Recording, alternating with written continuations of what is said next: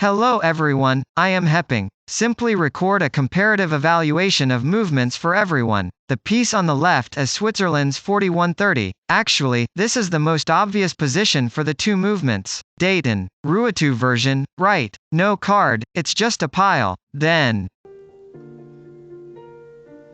there are two fast and slow stakes in the domestic dandong area. Here is the most obvious difference. And then the others. The overall structure of both movements is the same. Even some parts are interchangeable. And then take a look at the screws, which are also different. Let's take a look at the Ruatu version. Does it feel like every screw is? DAYT is very clean. Neat. Right. This beautiful screw. Then take a look. Let's take a look at the dandong version. These screws from dandong. It feels a bit rough. Why is this? Because each screw in Ruatu is before shipment. They all have undergone polishing treatment. First polish and then polish. The domestically produced ones are. There aren't so many tedious little details anymore. Just install it directly for you. So, these domestically produced screws are relatively rough.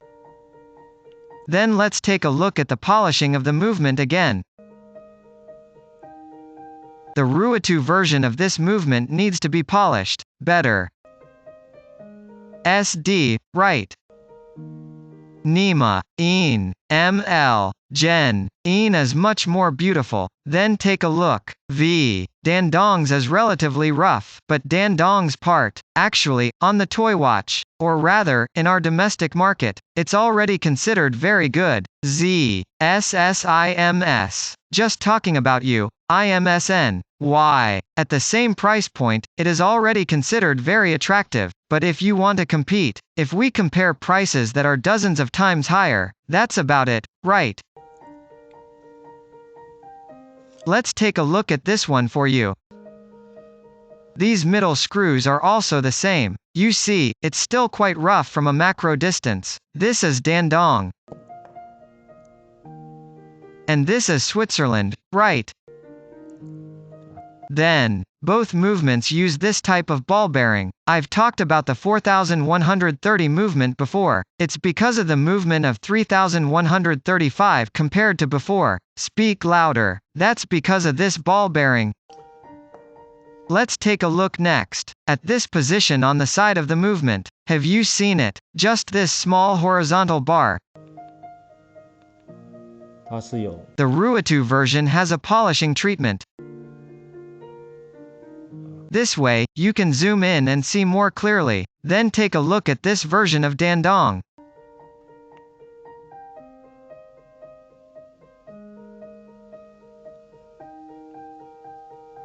This version of dandong is. It feels a bit rough. It's not as fine as it was made, and it doesn't seem to be polished either. Yeah, the kind that cuts straight without polishing. Is it? Then take a look at the character. The printing of the Ruatu version is clean, and it's very neat, very beautiful. Right? Every print is very clean and neat. Then take a look at this dandong version. The characters are very rough.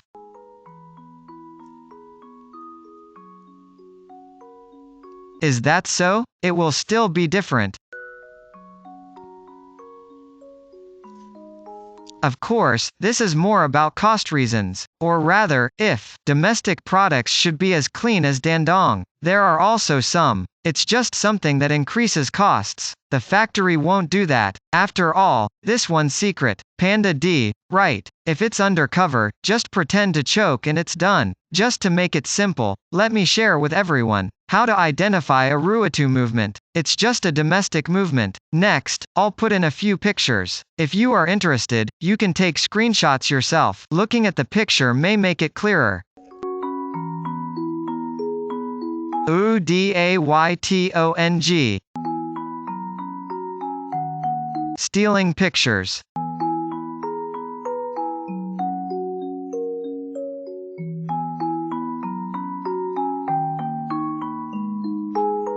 Anti-theft diagram. Okay, that's the end of this evaluation period. Thank you very much for watching. So we'll see you next time. Bye.